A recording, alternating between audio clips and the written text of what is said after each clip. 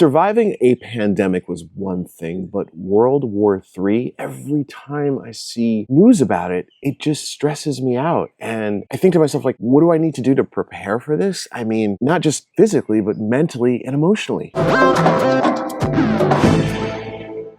Hi, my name is Mike Veny and welcome to my channel. And today we're going to talk about anxiety surrounding this topic of World War III. If you've been feeling overwhelmed or on edge lately, it's not just you. This is collective stress around the globe. So why are we talking about World War III? Well, one of the reasons is there are wars happening right now, and we're constantly seeing news about them. And there's the ones that we know about and the ones that we don't even know about. Sometimes in smaller countries that aren't as popular as the major countries that we hear about, there are wars going on. We're constantly reading about violence as well, whether it's protests, mass shootings. And let's talk about the elephant in the room. There's so much division in the world right now. We all feel a sense of division, no matter who you are, no matter how spiritually whole you are. There's a sense of real division because people are feeling division.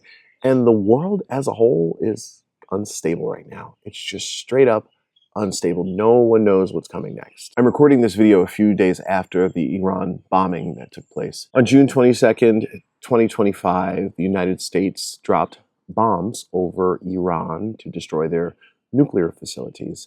And regardless of the right or wrong behind it or the politics, one thing that I noticed with myself is that I wasn't surprised. I almost felt numb to it. It was like, oh, this happened. And because so much is constantly happening, I'm starting to feel numb to anything that's new because it's just the way the world is right now. So nothing is surprising me anymore. Maybe you feel the same way. So that brings me back to World War III. Like, what does that really mean anyway? And the answer is, I don't know. And I hope it doesn't happen. I hope it doesn't happen. However, when we're talking about war, we're not just talking about bombs and violence. We're talking about things happening economically, digitally, things happening in the environment. And either way, it messes with our mental health and our emotional health. And that has happened throughout any war in the history of the world. War has a profoundly negative effect on people's mental health and emotional health. When traumatic things happen to people, they go through one of four responses: fight, flight, freeze, or fawn. Let me explain each. Let's pretend that we're back in the day when our human ancestors were stuck in the woods and someone saw a lion. Now you had a few options, okay? You could try to fight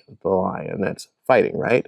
Flight is running away from the lion. Freezing is, well, you just pause and pray that the lion is gonna keep on going his merry way. And fawning is trying to negotiate with the lion. Just, it's okay. Maybe we can be friends. What do you need? Okay, let's make it work for you. And so those are our trauma responses that we all have: fight, flight, freeze, or fawn. But it's not just about things that are happening in the world. It's conversations that we're having, conversations that we're hearing from others. It's going on social media and constantly seeing negative posts and negative ads. These things weigh heavily on our mental and emotional health. So what do you do about this? You need to set boundaries. Really important to set boundaries. Set boundaries around social media and the news.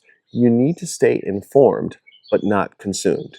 Informed, but not consumed. If you're constantly looking at your phone, constantly scrolling, doom scrolling through social media, that's not good for your mental health. So there are a few things that you can do to do that. They have certain apps that you can get for your mobile device to limit the time that you spend on certain sites. Now, usually we think of apps like this for young children, but I think us adults actually need them more. I have an iPhone, and you can actually see how much time you spend each day on different apps on your phone. It's like this little report card. And sometimes in the morning, I'll just check that report card. And that in and of itself just tells me the truth about how I'm using my time. And just looking at it just for a few seconds can be all that I need to realize, okay, I need to just shut off my phone for the next few hours or limit my use more today and be intentional about that. So that's one of the boundaries that you need to set is news consumption and social media. Number two, you need rituals. When the world feels uncertain, rituals become your resilience. That's the key to resilience is rituals, and they can be very small rituals. For example,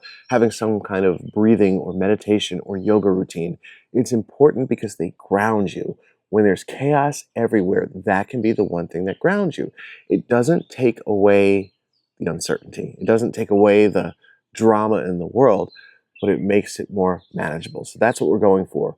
rituals for resilience. And number 3, you can focus on micro actions that restore hope. I'm going to give my age here away, but I was around during the September 11th, 2001 destruction of the World Trade Center in New York City. That was a horrible day. And it's interesting, I actually live near it now. And one of the reasons I was open to living over there was to help me process some of that trauma that I never really processed from September 11th. All that being said, if you were around at that time, what was really interesting about life after that, first few months after September 11th, people were just being nice to each other, being really kind. It was kind of strange, especially in New York City. People were being really kind. And eventually, we got comfortable and back to our regular human ways. But it's important to remember that lesson there, because when things are happening that are out of our control, sometimes the only thing you can control is kindness to a stranger. Just making someone's day, giving someone a compliment, helping someone out, letting them know that you like their outfit or they made you feel good. These little micro actions are so important to do. So again, number 1 is to set boundaries around social media and news. Number 2 is to create rituals and practice them for resilience. And number 3 is to take micro actions that make you and others feel better. World War III might be an idea, it might be a fear, or it might be the future. But either way, it's important that you have tools to work with no matter what. Quick story before I let you go. I want to share with you something that happened in the pandemic in 2020. So none of us knew that the world was going to shut down the way it did. And I think every person I know had what I call the COVID meltdown. At some point, you realize the reality of the situation either you or the world was in. I know in New York City, everything shut down, confined to our apartments. There were points in time we couldn't even go outside because you'd get fined for it or arrested or something. I don't remember. But needless to say, it was a very difficult time. And one of the tools that I had that got me through that, just prior to 2020 and 2019, I had learned transcendental meditation and started this new meditation ritual of meditating for 20 minutes twice a day. So it's one of the things that actually got me through the 2020 pandemic, being able to just take the time to meditate. It didn't make the pandemic stop. It didn't make the world just go back to normal, but it made me manage it just a little bit better. Don't get me wrong. I still had my meltdowns. I still had my very bad days, but